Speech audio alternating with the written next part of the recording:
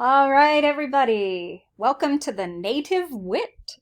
Yep, that's right. People attempting to be clever and American. This is closer to the early 20th century, late 19th century. So if you've ever read writers like Edith Wharton and Henry James, um, those are the people we're talking about a little bit here.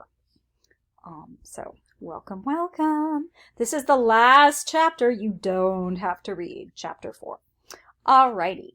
So we're going to talk a little bit about early 20th century musical comedies. George M. Cohen. I guess if you're watching this on July 4th, it's going to all synthesize together with a grand old flag. We're going to talk about Tin Pan Alley and Irving Berlin and these small intimate shows in the Princess Theater. We would normally do in-class work on chapters 1 through 4. I'm just going to add it to our Google Doc. Sorry I didn't take that out. Alrighty. Floradora. Yeah, you didn't think you were going to hear about Floradora because you probably never heard of it. It was kind of like a glorified vaudeville. It was sort of a step in between variety shows and the sort of, glamorous musical theaters that helped to kind of give women careers. George Edwards produced. The music was by Leslie Stewart, probably back when Leslie was a man's name. Musical comedy, lightweight, and it was modern dress. It wasn't like a big operatic thing. They were wearing kind of chic current clothes. One of the biggest things about it, though, was that being a Floradora girl was a thing. Kind of like when people would become Rockettes at Radio City Music Hall and stuff like that. This is the first version of that. They had very specific requirements. You had to be 5'4" and 130 pounds. People were a little shorter then, and they were a little more flexible, I think, about weight, since some very tall models probably weigh around that. There were 70 girls the first year, not all at once. There were 6 at a time with this famous sextet of couples dancing, which we have a link of.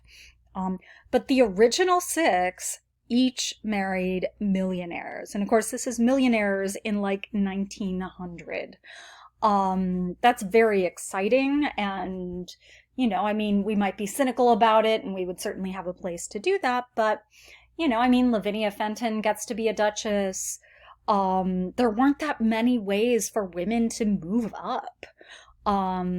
So going on the stage and being glamorous and beautiful and elegant, if that can kind of launch you into a higher social stratum, go for it, Floradora.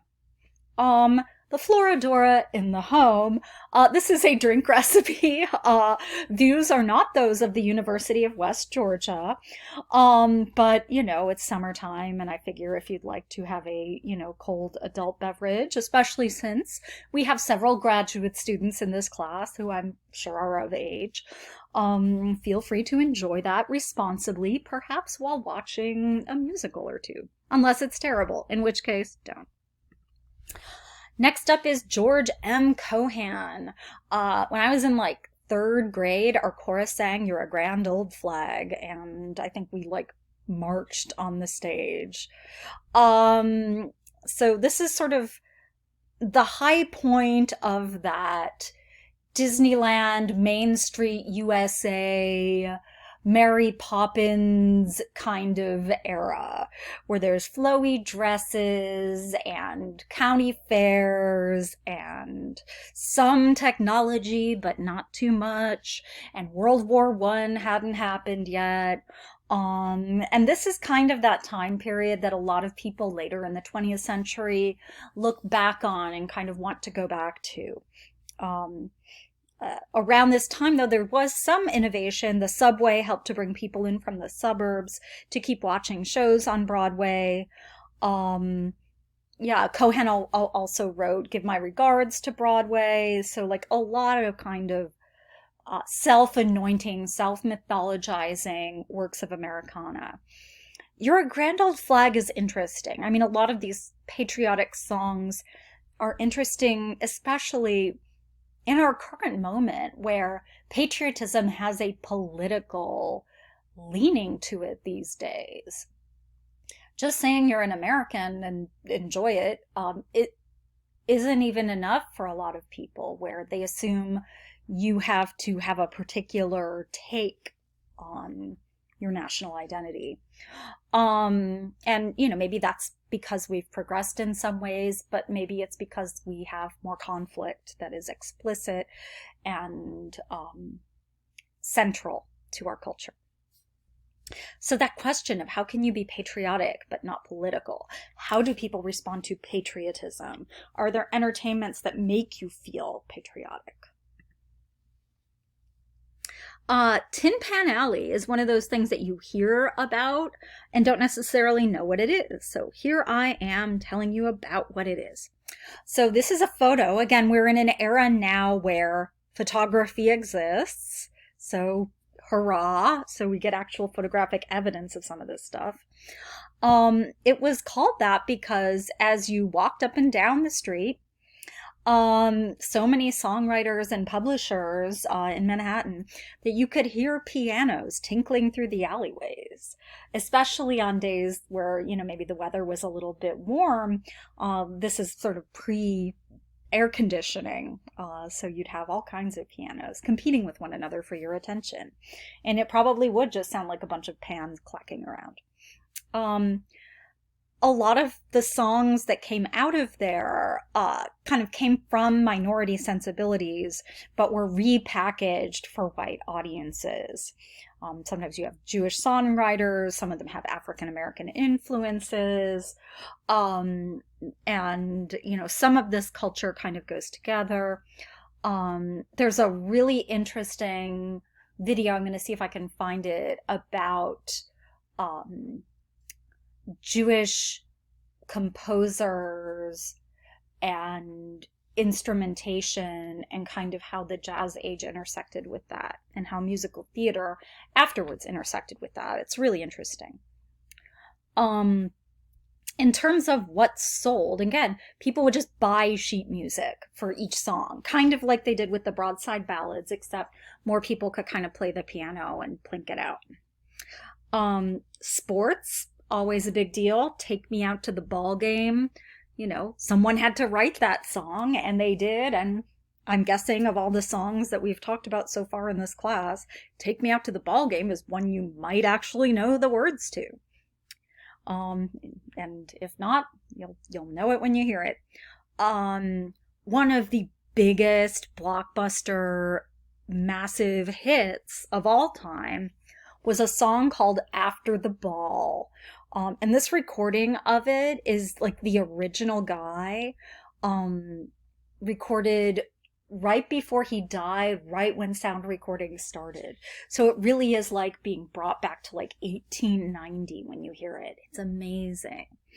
The song is about this old man and the regrets he has because when he was at a ball with this girl he loved, she sent him off to get her a drink, and when he came back he saw her kissing another man, and he left and he never spoke to her again.